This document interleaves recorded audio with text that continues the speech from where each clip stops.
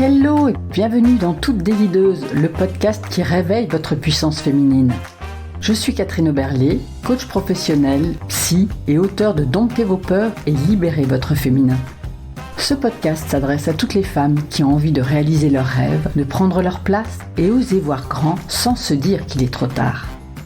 Chaque semaine, je vous partage mes expériences, je vous parle de business, de développement personnel, de leadership. Je vous fais découvrir des invitées passionnantes et je vous donne des pistes pour vous créer une vie qui vous ressemble, pleine de sens, de créativité et d'amour.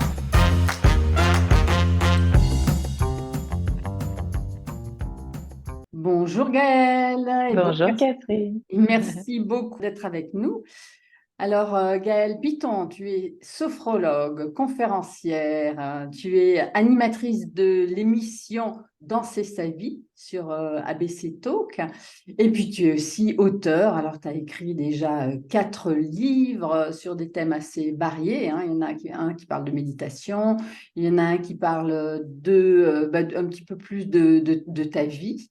De comment tu t'es intéressée à la danse, de toute cette évolution, aussi de ton TEDx que tu as fait, hein, qui est sur ce thème aussi de danser ta vie ou danser sa vie. Danser sa vie, ouais. Danser sa vie. Et puis un autre livre sur J'arrête de cogiter. Et aujourd'hui, tu es là pour nous parler d'un super coffret qui vient de sortir, qui est sur la sophrologie. Alors, je le cherche parce que je l'ai caché. Un petit peu le voilà. Donc, mon petit coffret de sophrologie qui est en complément d'un livre que tu avais déjà écrit sur la sophrologie aussi. Mm. Et comme on disait un peu en préparant cette interview, tu as envie de prendre un peu ton bâton de pèlerin et puis de parler de sophrologie, de défendre la sophrologie, hein, parce que c'est vrai que tu me disais qu'en France, c'était pas forcément bien vu, ou ça pouvait être un peu galvaudé, ou en tout cas, c'était pas assez mis en avant. Donc, aujourd'hui, c'est vraiment l'occasion aussi de mettre la sophrologie à l'honneur, parce que c'est vrai que moi, je connais ça depuis très, très longtemps, depuis, je sais pas, au moins 35 ans, j'ai été accompagnée d'ailleurs dans une de mes premières créations d'entreprise par un coach sophrologue qui nous a beaucoup fait travailler, visualiser, réfléchir, gérer notre stress, etc. Donc, je pense que ça va aider les entrepreneurs aussi qui nous écoutent et aussi les sportifs et les artistes. Je le Donc, souhaite en tout cas. oui. Alors, déjà, si tu pouvais nous résumer, hein, c'est peut-être pas le bon mot, mais nous parler de la sophrologie, de comment toi, tu envisages la sophrologie, qu'est-ce que tu dirais? Alors déjà, je vais rebondir sur ce que tu as dit. Il y a des petits mots sur lesquels j'ai envie de réagir. Bâton de pèlerin. Alors, pèlerin laïque, attention, très important. Il n'est pas du tout question voilà, de faire du prosélytisme. Et alors, la sophrologie est représentée. Hein, ce n'est pas une question qu'on n'en parle pas. Au contraire, on en parle beaucoup, donc tant mieux. Mais je trouve encore à l'heure actuelle, pour lire tout ce qui sort, que rares sont les ouvrages qui lui rendent véritablement ses lettres de noblesse et sa profondeur, en fait. C'est-à-dire que bien souvent, on en reste à un état un peu comme ça de base. On va dire que la sophrologie, ben, c'est se détendre, c'est être positif, alors que oui et non, en fait, parce que ce n'est pas que se détendre, ce n'est pas être positif. Là, on serait vraiment dans une transformation de notre être qui vit aussi des choses désagréables et que ça occulte toute une partie qui, pour moi, fait l'intérêt de la sophrologie, c'est vraiment d'accueillir notre expérience telle qu'elle est et évidemment de voir qu'on peut transformer et devenir acteur de sa vie. Donc moi, je la résume très simplement, en fait, quand tu me demandais de la définir. La sophrologie, c'est une méthode psychocorporelle, donc méthode, parce qu'on ne fait pas n'importe quoi, il y a vraiment une épistémologie basée sur la relaxation, la respiration, la visualisation. Hein, donc relâchement musculaire, détente du corps, Mhm. toutes les respirations que l'on peut faire, et parce que la respiration est tout le temps là, donc on peut tout le temps pratiquer. Et puis la visualisation, tu parlais des sportifs, alors on s'en sert effectivement beaucoup, mais pas que dans le milieu sportif, mais c'est vraiment notre capacité formidable à imaginer des choses, donc peut-être des compétitions réussies, des challenges qui sont remportés avec succès, pour se servir de ce que ça nous fait dans le corps, j'insiste, c'est pas seulement voir, c'est vraiment ressentir, percevoir, pour ramener toutes ces sensations ici et maintenant, pour véritablement réussir. Alors évidemment, 100%, on ne sait pas si on va réussir de sûr, hein, ça c'est la médiumnité, on n'est pas dans Oui. ça en sophrologie, mais c'est vraiment mettre toutes les chances de son côté Et plus largement, c'est prendre sa responsabilité. Je tiens à le dire aussi, ce sont des pratiques où on rend le libre arbitre et la liberté aux personnes. Et ça, c'est très important. En tout cas, pour moi, c'est très important. Mm. Ça veut dire qu'il n'y a pas on cherche pas à manipuler la personne, on cherche vraiment à ce qu'elle puisse se connecter elle-même à ses ressources. Oui, c'est ça, c'est se conquérir, se transformer et s'autonomiser. C'est-à-dire qu'un sophrologue, c'est un passeur d'outils, en fait. Mm. Moi, j'aime beaucoup cette définition. Le professeur donc Caicedo, qui a créé la sophrologie en Oui. 1960, hein, tu as raison, c'est voilà, tu dis ça fait une trentaine d'années, bah écoute, oui, mais ça fait pas hyper longtemps qu'elle existe non plus, qui dit en fait le sophrologue, c'est un pédagogue de l'existence. Moi, j'adore cette définition parce qu'il y a vraiment cette transmission, cette compréhension de comment on fonctionne d'apprendre et que tout s'apprend et qu'on peut tous apprendre. Tout le monde peut Oui, pratiquer la sophrologie. oui, d'ailleurs, sophrologie, donc c'est étude de l'âme. De la conscience en De- harmonie. de- Sos, phren, logos. Ok. Hein, c'est l'étude de la conscience en harmonie. Donc, c'est vraiment de savoir comment on fonctionne en étant bien dans son corps, lien corps-esprit, en fait, puisque la sophrologie, elle s'inspire de tas d'autres techniques. Hein. C'est pour ça que certains disent oui, c'est un fourre-tout. Alors non, quand on connaît bien l'histoire, et ça, j'invite tous les sophrologues et tous les curieux à se Oui. passionner quand même de l'histoire du professeur Caicedo, Ouais. parce que ça ne vient pas de nulle part. Il s'est inspiré, effectivement, 1960, c'est le moment aussi où on voyage beaucoup en Orient, etc. Oui. Euh, mais pour en faire une méthode, une épistémologie adaptée à l'homme moderne, à l'homme occidental, à l'homme, enfin, homme moderne, je peux d'ailleurs plutôt dire que ce serait, sinon l'appellation générique peut créer des confusions, mais l'homme moderne qui n'a pas beaucoup de temps pour pratiquer. Hmm. Enfin, qui n'a pas forcément vocation d'aller dans un ashram, ce que je trouve par ailleurs très bien, Oui. mais qu'on ne peut pas tous se permettre, et de le faire dans des postures actives. La sophrologie se pratique essentiellement assis ou debout, par exemple. Donc, les représentations que l'on voit de personnes allongées, c'est vraiment si tu as une contre-indication physique en sophrologie. C'est pas la D'accord. posture de pratique, puisque Caicedo, et là, si tu connais pas l'histoire, eh ben, on peut pas comprendre que lui, c'était pour que ce soit dans des postures actives, pour que cet état que l'on connaît, on puisse le retrouver la majeure partie du temps dans notre expérience dans laquelle nous sommes quand même souvent assis ou debout. Ok. Ouais. Alors moi, j'ai l'image aussi de sportifs, et je crois que c'était Candeloro à l'époque, hein, qui s'entraînait au bord de la patinoire et qui visualisait son programme et qui faisait en même temps les mouvements. Et c'est vrai que je crois que c'était un des premiers d'ailleurs à parler de sophrologie aussi et de comment il s'était intéressé à ça et ça l'avait soutenu. Et dans ce que tu disais, tu décrivais tout à l'heure, donc c'est vraiment arriver à se projeter, donc à visualiser, mais en même temps à ressentir les choses dans son corps, hein, c'est ça, à ressentir le- la réussite. Voilà, si on vise la réussite de quelque chose, c'est donc de ressentir déjà les émotions qui seraient générées dans notre corps. Alors, c'est intéressant que tu prennes l'exemple du patineur, parce que moi, j'ai beaucoup bossé avec la Fédération française des sports de glace, en fait, à accompagner à la fois des jeunes futurs prodiges qui sont des petits, du coup, et des champions vraiment, donc jusqu'à niveau olympique. Et alors, on fait passer les programmes, effectivement, de manière visuelle, quoi.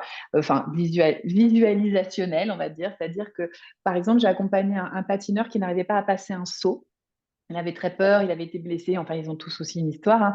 Et donc le fait de le passer mentalement, donc lui, il se chargeait de me donner tout le jargon, tout, tu vois, vraiment les mots précis, parce que l'idée c'est d'adapter là encore ce que tu vas dire, comment tu vas conduire la séance, mais c'est de faire passer en visualisation ce saut pour que en fait le corps ait l'expérience de je l'ai déjà fait, je l'ai déjà passé, parce qu'il n'y a pas la différence entre Oui. le réel et l'imaginaire. Et ça, Mm. c'est très puissant. Et dans la récupération, notamment physique, quand un sportif est blessé, on se sert beaucoup de la sophrologie pour diminuer en fait le temps de récupération, qu'il perde le moins possible euh, parce qu'il peut plus s'entraîner ou il ne peut plus s'entraîner.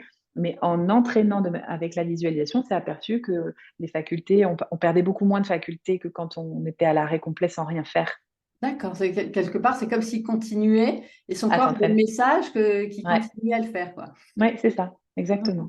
Et dans cet exemple de réussite, de réussir un saut aussi, c'est de ressentir, bah oui, je l'ai déjà fait, donc je l'ai déjà réussi, donc je vais pouvoir le refaire. Ouais, et sentir, bah, peut-être parce que le corps ne ment jamais. Moi, j'aime beaucoup répéter ça. Donc, c'est comme si le corps, il t'apporte en fait les réponses. Donc, peut-être les appuis que tu vas faciliter, la position de ton corps qui va être la plus juste pour que tu sois au moment où tu es en l'air, tu puisses retomber Oui. d'une bonne façon, etc. Enfin, Et c'est dans d'autres sports pareil, hein. Il y a Candeloro dont tu parles, mais en fait, il y a aussi Yannick Noah qui a énormément fait pour la Oui. sophrologie parce qu'il pratiquait et il en a beaucoup parlé, il était très médiatisé. Et c'est assez bluffant. Mais ça peut être dans un cadre, pas forcément olympique, d'une personne qui veut passer un examen, quel qu'il soit, le permis de conduire ou un entretien d'embauche. C'est vrai que c'est très puissant et j'invite d'ailleurs les entrepreneurs qui nous écoutent, quand ils ont un challenge à réussir, à déjà commencer par le visualiser. Oui, on y vient, on y Le vient. ressentir. Je te fais une petite transition. Oui. Voilà, c'est ça, parce que je voulais parler des sportifs, bon, des artistes aussi, mais on peut en parler après, mais et faire le lien, bien sûr, avec les entrepreneurs. Tu vois, c'est comment la sophro, ça peut aussi aider les entrepreneurs, justement, à atteindre leurs objectifs. Et dans ces cas-là, est-ce que tu procèdes de la même manière que pour un sportif, par exemple? Oui, alors moi, je fonctionne pas en termes de protocole comme j'ai appris à le faire. Alors, pas parce que je fais n'importe quoi, attention, c'est juste que j'adapte, voilà, je suis très imprégnée de plus en plus de ma technique, donc qui me permet justement de vivre cette adaptabilité sophrologique. Moi, j'accompagne avant tout un être humain, qu'il soit un sportif, artiste, puisque je m'occupe beaucoup d'artistes, entrepreneur, peu importe, c'est avant tout un être humain. Effectivement, tu as raison, il y a des similitudes entre ces profils parce que moi, je vois beaucoup d'artistes chez les entrepreneurs, c'est-à-dire ces Ah dimensions oui. créatives, et je vois beaucoup de marathoniens chez les entrepreneurs parce que c'est parfois rude, c'est de longue haleine. La vie d'un entrepreneur, c'est up, down, avec beaucoup de yo-yo émotionnel. C'est aussi le choix d'une vie, c'est un engagement, c'est parfois un sacerdoce. Alors, j'aime pas trop le mot du coup, mais c'est vraiment un engagement plein et entier et de l'insécurité aussi. Donc, il y a quand même des similitudes effectivement entre ces différents types de personnes. Mais un entrepreneur, ça peut être effectivement la créativité pour visualiser son projet, pour être plus clair. C'est aussi beaucoup comment réduire le stress ou en tout cas travailler avec ça, avec toutes les émotions, parce que je te le Oui. disais, il y a vraiment beaucoup de grands flots émotionnels. Donc ça va être peut-être de se mettre parfois en retrait, de faire des petits pas de côté pour repuiser son énergie à l'intérieur et surtout s'écouter pour éviter les burn-out, etc. Parce que Mm. on est très réputé en sophrologie pour l'accompagnement du burn-out, hein. Stress et sommeil, de toute façon, je vais te dire, c'est les deux motifs de consultation les plus fréquents qui sont très liés en fait. En tout cas, ce sont les indicateurs sur lesquels on travaille parce que un entrepreneur doit absolument savoir gérer ça, ou en tout cas l'accueillir. J'aime bien accueillir plutôt que gérer, Oui. parce que oui, je parlais du burn-out. Oui. On est très bon en prévention. Et le mot prévention porte tout son sens, c'est-à-dire qu'il ne faut pas attendre à la rigueur d'avoir un burn-out pour faire la sophrologie, même si malheureusement, c'est encore de nombreuses personnes qui arrivent comme ça, mais c'est vraiment de préparer pour que ça n'arrive pas. Oui. Donc, nous ne sommes pas des machines, en fait. Nous sommes des êtres humains. Et sentir, être à l'écoute de son corps, il va nous dire, lui, quand c'est trop, quand on est à la limite, quand c'est mieux de se reposer. Voilà, ce que le mental va moins écouter, parce que le mental, il y a le souci de faire du chiffre, que ça avance, que la boîte tourne. Je connais On y ça va, par on y cœur, moi. va. Voilà, hein. Ouais. Ouais. Oui. Donc ça peut jouer sur tous ces aspects. Et puis l'équilibre aussi, un entrepreneur heureux, équilibré dans toutes ses facettes, sa sphère familiale, personnelle, c'est très, Mm. très important aussi, hein. Mm. Tout autant que pour un artiste ou un sportif, de se sentir soutenu et exister aussi au-delà de notre activité. Oui. Est-ce que ça peut aider aussi, parce que moi, ce que j'entends souvent de la part d'entrepreneurs que j'accompagne, c'est alors bien sûr, il y a les problématiques de charge mentale, c'est assez particulier en ce moment aussi, dans l'époque dans laquelle on vit. Ce sont les personnes qui sont très dispersées, qui s'éparpillent beaucoup, hein. Je pense que c'est beaucoup dû aux réseaux sociaux, aux écrans, enfin, tout ce qu'on utilise actuellement. Euh, et ça fait que le cerveau part un peu dans tous les sens. Et les personnes, donc et puis on le voit bien, on a de plus en plus de mal à se concentrer sur une tâche, où notre temps de concentration est de plus en plus court. Donc, est-ce que la sophrologie peut aider à cet endroit-là aussi? Oui, la sophrologie et la méditation aussi, parce que je pratique les deux et je les trouve très complémentaires. Elles ne sont pas la même chose, c'est-à-dire que l'attention, ça s'entraîne, ça s'apprend. Et que ramener son attention, c'est comme si on musclait, tu vois, comme si on allait au sport, on prend les sportifs et qu'on musclait une partie de son corps, là, on muscle son attention. Nous ne sommes pas bons pour faire plusieurs choses à la fois, on n'est pas Mm, calibré pour ça. On est beaucoup plus efficace quand on est focus sur mm, une seule chose, l'une après les choses, les unes après les autres. Bon, bah, c'est rarement comme ça que ça fonctionne au quotidien, mais c'est vrai que c'est important parce qu'on s'épuise beaucoup moins que si on était très dispersé. Ça ne veut pas dire qu'on ne peut pas être multicasquette. Tu vois, beaucoup de gens me font la réflexion à moi et on s'en amusait avant qu'on commence ensemble. Moi, je suis multicasquette. Alors, il y en a qui disent flasheuse, je déteste ce terme-là parce que pour moi, tout ça, ce sont des émanations d'une même chose, mais n'empêche que ça peut effectivement créer des situations où je pourrais me disperser. Mais en fait, je séquence beaucoup mon temps, tu vois, et vraiment ramener mon attention, c'est essentiel dans mon activité, d'être, quand je suis à la télé, ben, je suis à la télé. Quand je suis en consulte, je suis en consulte. Là, je suis avec toi, je suis avec toi. Et moi, je pense que ça permet de faire plus de choses et mieux, quoi, de mieux les vivre aussi. Donc, moi, en t'écoutant, ça me parle vraiment de pleine présence. C'est ça. D'être C'est la vraiment. méditation, c'est la pleine présence et qu'on connaît en fait. C'est juste que on a tous connu des moments où le temps s'arrête, où on est waouh complètement dans le moment présent, genre un coucher de soleil. On parlait du Canada aussi ensemble, les couleurs automnales du Canada. Ça, on sait le faire. La méditation, c'est de recréer de manière intentionnelle ces situations. On décide qu'on y consacre. Et c'est pas la peine de faire 25 minutes par jour, 3 minutes suffisent. Donc vraiment, je vous encourage à 3 minutes par jour, faire le pas de côté et vraiment ramener votre attention sur un support. Donc par exemple, c'est le souffle, souvent la respiration, mais ça pourrait être le son, une seule chose à la fois. Et de réinvestir comme ça votre journée de travail, de se faire des sas, quoi. Un peu comme la cocotte minute, tu vois, il faut relâcher la pression Oui, de temps en temps. oui. Sinon, on ne peut pas tenir. Voilà, nous Mm. ne sommes pas des machines. Oui, oui, c'est bon de le rappeler. Alors, quelle différence, toi, tu fais, enfin, tu pourrais nous donner entre la méditation et la sophrologie? Parce que je sais qu'il y a beaucoup de personnes qui font un peu un amalgame des deux. Ouais, alors moi j'aime dire que la méditation, c'est l'entraînement de l'esprit. Je ramène mon attention sur un support autant de fois que nécessaire et j'accueille toutes les sensations. Alors là, elles se complètent, effectivement, il n'y a pas d'injonction de ressentir ou ceci ou cela. Bienvenue. En méditation, on lâche aussi l'objectif. Alors ça paraît paradoxal parce qu'on médite bien pour quelque chose, sinon il y aurait pas, il y a des bienfaits, effectivement. Mais quand on s'installe en méditation, l'idée c'est d'être sans attente. On ne le fait pas à ce moment-là pour quelque chose, on le fait point. C'est un entraînement. La sophrologie est un peu plus induite. Alors, mon enseignant détestait quand je disais ça, mais en même temps, c'est beaucoup gentiment écharpé sur la question. C'est avec beaucoup de tendresse que je pense à lui, le professeur André Chénet, qui nous a quittés d'ailleurs il y a quelques années. Donc, c'est lui qui m'a transmis la sophrologie. Parce qu'en fait, l'idée, c'est là encore d'être ouvert aux sensations telles qu'elles sont, ce qui va être important aussi, pas oublier les sensations désagréables. Hein, elles existent en Oui, sophrologie, comme dans la vie, mais on va être dans l'apprentissage quand même de focuser d'abord sur celles qui ont été agréables et les autres ensuite, et de cheminer vers un état de corps qui serait plutôt la détente. Il y a plus une intention d'état de corps en sophrologie. Je vais faire une activation vitale pour activer mon corps.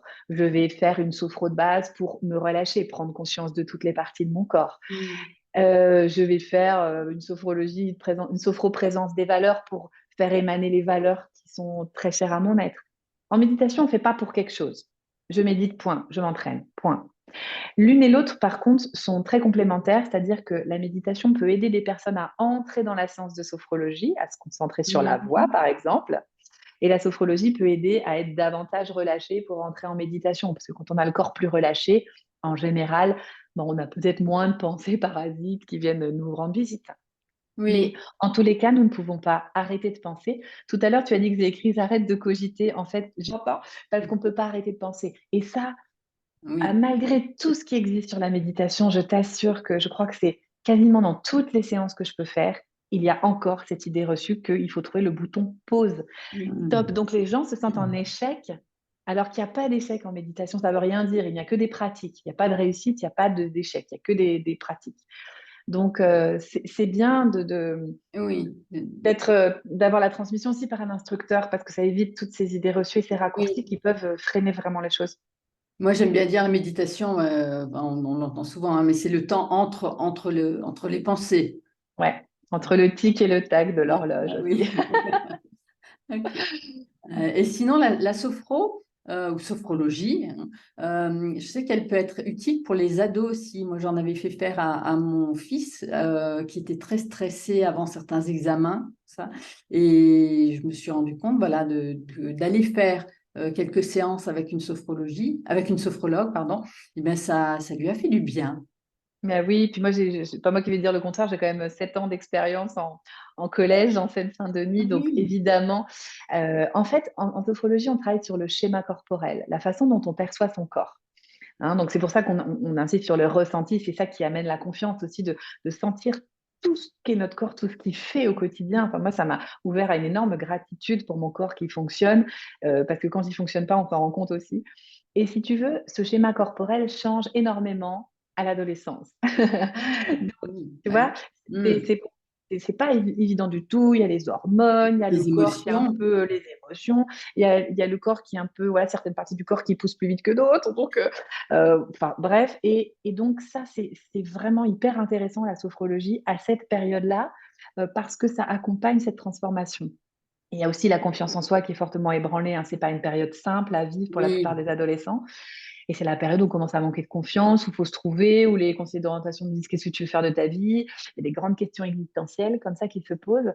Et surtout, alors ce qu'ils aiment beaucoup, c'est la relaxation dynamique. Relaxation dynamique, c'est une partie de la sophrologie qui se pratique debout sous forme de petits exercices très courts. Hein, voilà, ça peut être pompage des épaules, par exemple, tu vas pomper, tu vas monter et descendre tes épaules et sur une grosse expire, tu vas relâcher. C'est des petits, il y en a toute une oui, panoplie. Et ça, c'est facile à oui. s'approprier, facile à faire et ils en sont généralement assez friands de Hmm. sentir leur corps, en fait. Donc oui, oui. Et puis, il y a le stress des examens, de la prise de parole aussi, parce qu'au Oui. brevet, on commence à faire l'oral qui deviendra quand même tout au long de sa vie après très, très Hmm. important. Et la prise de parole, elle est 80% corporelle. Hmm. 20%, c'est notre langage, mais Oui. 80%, c'est le corps. Donc, on a tout intérêt à s'en préoccuper. C'est comme quand un entrepreneur pitch, c'est pareil. C'est Oui. important de se sentir dans son corps parce que même si votre discours est parfait, si votre corps il dit l'inverse, c'est votre corps qu'on va voir. Hmm. Hein. Oui, Donc, alors là, oui, oui, moi j'accompagne justement beaucoup là-dessus, sur vraiment sur ce langage non verbal, sur les messages qu'on fait passer à travers le corps. Et je peux même m'amuser parfois à leur faire un haka pour bien comprendre ce qui se passe dans le corps. Tu vois, donc, pourquoi pas? Ouais, ouais. c'est tellement important. Et puis, je voulais voir avec toi aussi au niveau des artistes, parce que moi j'accompagne parfois des artistes aussi. Donc, en quoi la sophrologie peut soutenir ou aider les artistes? Oui, alors oui, effectivement, les artistes, parce que c'est à la base, là d'où je viens, moi je viens du milieu de la danse, donc évidemment, j'ai été très, voilà, je suis très sensible à la population des artistes, aux gens du cirque aussi, j'ai accompagné énormément de gens du théâtre. Et alors pour les danseurs, ce qui était singulier, c'est qu'on avait l'image qu'un danseur, il connaît bien son corps. Or, un danseur, il connaît bien son corps qui doit fonctionner pour jouer sur scène, ce qui n'est pas tout à fait pareil. C'est-à-dire écouter son corps. Il y a beaucoup de danseurs qui se blessent, d'ailleurs, voilà, ce que j'accompagne aussi, parce qu'en fait, le corps doit fonctionner, le corps est machine. Donc, c'est important de ramener cette compréhension. D'ailleurs, bientôt, je vais faire une masterclass au Centre national de la danse de Pantin, parce que les pratiques somatiques arrivent de plus en plus, et j'en suis ravie, parce que ça fait quand même des années qu'on se bagarre pour ça. C'est des vécus particuliers. Les danseurs, par exemple, leur corps, c'est leur outil de travail. Oui, Leur création, c'est leur bébé, c'est vraiment eux la plupart du temps. Et donc, il y a une grande fragilité aussi, des psychologies parfois complexes, parce que voilà, c'est aussi s'exposer, se donner parfois dans la fosse au lion. Hein, ça peut aussi parfois prendre cet aspect-là pour certains. Dans les gens du cirque, ça demande par exemple énormément de concentration. Quand tu accompagnes des funambules, par exemple, tu vois, il y a quand même tout un lien au corps, au danger qui est important. Donc, je crois qu'un artiste qui dure, pour moi, c'est un artiste qui est heureux aussi. Ça, c'est vraiment un truc qui n'est pas très répandu parce qu'il y a quand même cette croyance qu'en gros, l'artiste, il doit en chier, pas bien gagner sa vie. Alors, bon, ah, malheureusement, c'est assez vrai, mais il y a quand même ce truc très engrammé. Et moi, je suis pas d'accord avec ça. En tout cas, je pense vraiment qu'un artiste qui est bien dans ses baskets, c'est un artiste qui va durer parce que la vie d'un artiste, c'est tellement d'insécurité, hum, d'incertitude, hum, l'intermittence, c'est très très compliqué hum, à vivre. C'est être un peu marginal et en même temps d'avoir tellement de chance, bah, tu as de la chance, tu vis dans le milieu oui, artistique, hein, du regard des autres, d'être dans un rythme un peu décalé aussi par rapport à la plupart des gens, que ça demande, je pense, un accompagnement et que bah, c'est aussi une histoire d'émotion. L'artiste, il crée aussi oui, avec toutes ses émotions, les siennes et celles des autres, hein, comme un auteur, oui. c'est la même chose. Donc, je crois que c'est important d'accueillir, de transformer, de laisser circuler toutes ces émotions. Et ça peut devenir Enfin, la sophrologie peut aussi aider à la créativité, hein, à renouveler, parce qu'il y a ça aussi, hein, le syndrome de la page blanche, Mm. il n'existe pas que pour les auteurs, il existe pour un créateur, quel qu'il soit. Voilà, après les castings, les auditions, évidemment, ça c'est ce qu'on prépare, c'est-à-dire qu'est-ce qui va faire la différence quand ils sont 200 pour un rôle. Bah voilà, ça peut aider, quoi, comment tu vas gérer Mm. ton stress et pas perdre tes moyens. Quand tu es chanteur, par exemple, ça s'entend dans ta voix. Oui, Donc, oui, oui. donc voilà, c'est très vaste en fait. Et Oui. là encore, ce sont des êtres humains. Donc, Hmm. Oui, j'ai bien aimé ce que tu nous as dit au début, hein. C'est vraiment voilà, que tu accompagnes l'humain, voilà. Donc, oui, et c'est vrai, c'est, qu'on soit artiste, entrepreneur ou autre, voilà, nous sommes d'abord des êtres humains et donc c'est comment on va pouvoir accompagner à ce niveau-là, quoi, bien sûr. au niveau du corps, au niveau du cœur, au niveau des émotions, pour que vraiment qu'on puisse atteindre finalement notre objectif, quel qu'il soit, hein, mais c'est un objectif de développement de soi, hein, Oui. d'évolution, d'accomplissement de soi. Donc, Oui, et puis il là y a aussi, les gens qui voudraient développer aussi leur. Tu vois, il y a plein de gens qui sont des artistes qui n'ont pas encore éclos parce qu'ils ont peur, parce qu'il y a des croyances limitantes familiales. Là, j'aime bien aussi avoir cette casquette de coach oui, parce que ça, je lève beaucoup. Et les ouais. artistes aussi qui se blessent. La reconversion, alors j'aime pas du tout dire ce mot, moi, mais la conversion professionnelle, on va Oui, dire, c'est terrible d'arrêter de danser pour un danseur, oui. d'arrêter de Quand patiner c'est une pour un patineur. passion, mais oui. Et en même temps, cette passion, c'est très, très juste, c'est un métier passion. Et en même temps, c'est bien de savoir qu'on existe aussi autrement. Et c'est Mm, très dur hein, dans les carrières artistiques parce que mm. on joue sa vie, quoi, c'est toute la vie. Oui, oui, oui, oui. Mais quand ce n'est plus là, quand on peut plus danser, quand on peut plus patiner, plus chanter, plus jouer, qu'est-ce qui reste? Et qu'on a Et là, c'est l'impression qu'on ne sait faire que ça. voilà, alors que c'est faux. Mais il y a le deuil, voilà, le deuil de la profession parfois qui est difficile. Et là, c'est bien d'être accompagné sur toutes les émotions que ça génère, toute la frustration, la colère, l'injustice, enfin voilà. Donc, ça intervient à vraiment plein d'étapes de la Oui. carrière. Aussi bien l'éclosion. Et j'ai adoré faire ça. J'ai été longtemps sophrologue et coach dans une école de danse hip-hop. Je trouvais super d'être déjà dans le cursus de formation pour préparer tout ça. Oui, ok, super. Mm. Alors, pour en revenir à aussi la manière d'accompagner, enfin la manière de découvrir ou de pratiquer la sophrologie. Donc, c'est vrai que là, tu parles toi en tant que coach, comment tu accompagnes. Donc, la première idée ou solution, voilà, c'est d'aller voir quelqu'un qui a cette compétence pour accompagner. Mais il y a aussi, et c'est le but du coffret qui vient de sortir, c'est comment on peut aussi, de manière plus autonome, utiliser la sophrologie. Et donc, toi, tu as sorti ce coffret où il y a des très jolies cartes, hein, d'ailleurs. Et donc, ce coffret, il s'utilise comment et il s'adresse à qui? Alors, il s'adresse, tout comme le livre, donc son grand frère, qui est le grand guide de la sophrologie au quotidien. Donc, il y a mon petit coffret de sophrologie. Avec Morgane Carlier, parce qu'il faut quand même la mentionner, je ne suis pas toute seule, elle est illustratrice, donc là pour le livre et pour le coffret, elle a une grande part de voilà, la réussite, en tout cas du livre, je l'espère aussi du coffret, est aussi grâce à elle. Hein. On a voulu vraiment penser à la fois, et c'est un exercice de style, mais voilà, c'est ce qu'on voulait faire, aux personnes qui se destineraient peut-être à être sophrologues, des sophrologues en activité, mais aussi tout néophyte ou tout curieux de la sophrologie. Donc, ça s'adresse à tous, en fait, petits Mhm. et grands, parce qu'il y a des exercices aussi qui peuvent être, à chaque fois que c'est adaptable pour un enfant, j'ai écrit dans le livret comment on peut l'adapter pour un enfant.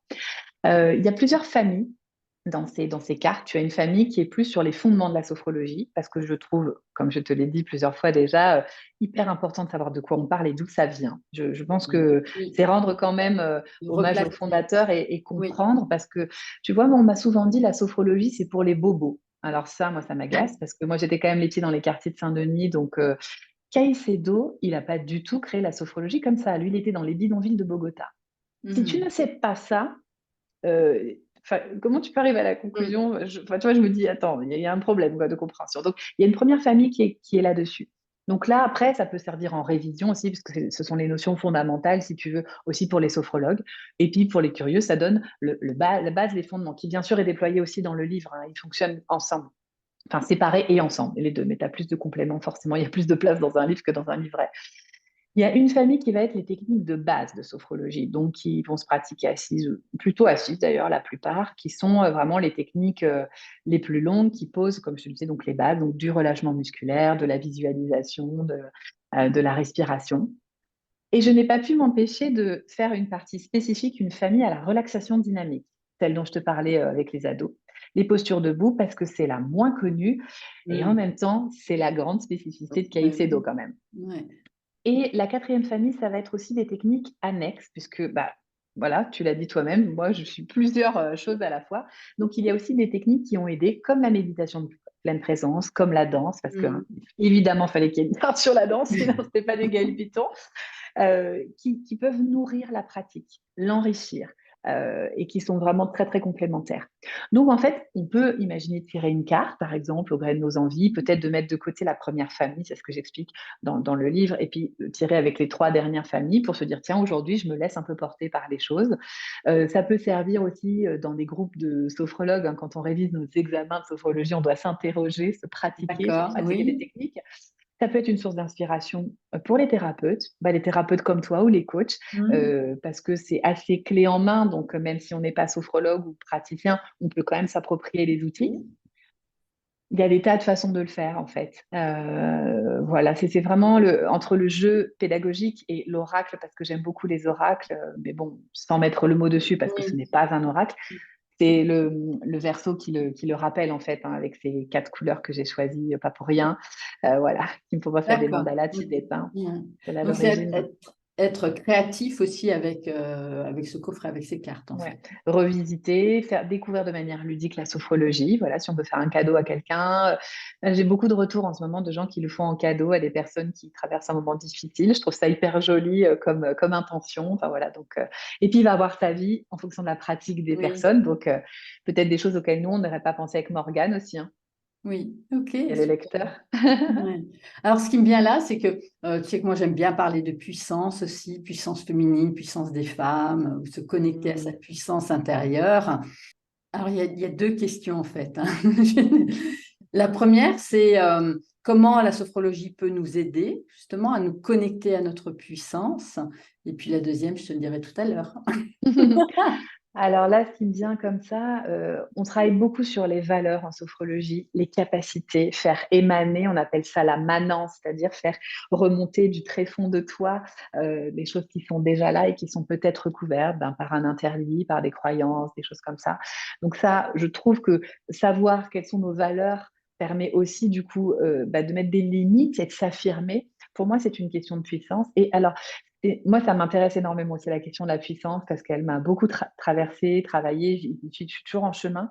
Mais pour moi, c'est vraiment s'assumer et se montrer au monde tel qu'on est, quoi, et assumer sa singularité. La sophrologie, elle dit aussi ça, d'aller chercher ce qui fait sens pour nous, de se reconnecter avec la joie. Pour moi, est un grand signe de Hmm. puissance. Moi, je trouve que quand il y a quelque chose qui irradie, qui se diffuse, ça donne envie. Et la sophrologie est profondément ça. C'est-à-dire que si je vois des gens qui sont un peu, tu vois, en train de dire fermer les yeux, qui donnent pas du tout envie, ou j'ai plutôt envie de courir et me dire je veux pas ressembler, pour moi, c'est pas de la sophro, quoi. Je trouve qu'il y a manque cette essence de joie, d'être bien dans son corps. C'est ça aussi la puissance. Ça m'évoque ça, c'est ce moment cette intention d'ouverture, et d'aimer son corps. Alors, c'est une grande histoire et c'est un grand chemin, mais de se réconcilier et de s'assumer tel qu'on est, parce on a tous tellement des trésors, ce serait dommage de priver le monde de ça. Oui, Vraiment. ok. Et alors ma dernière question, c'est à quel moment tu te sens, toi, dans ta puissance? Alors, je dirais comme ça, même s'il y a toujours un petit trac, moi, c'est quand je suis dans les pratiques artistiques, quand je m'exprime par le chant, par la danse. Et aussi quand je fais des conférences, parce que pour moi, tout est là en fait, hein, j'ai l'impression que... Un jour, il y a une dame qui m'a dit, je vous ai vu venir en conférence, je me dis, c'est quoi ça? Et je lui ai dit, mais c'est bon, ça m'inquiète. Et en même temps, elle me dit, vous étiez tellement là, en train de rayonner qui vous êtes, que moi, j'ai eu envie, en fait. Et ben, je crois que c'est ça, c'est d'être... J'aime tellement ce que je fais, je suis tellement passionnée par transmettre de quelque façon que ce soit, en étant journaliste, en chantant, en rayonnant que là, je me sens puissante.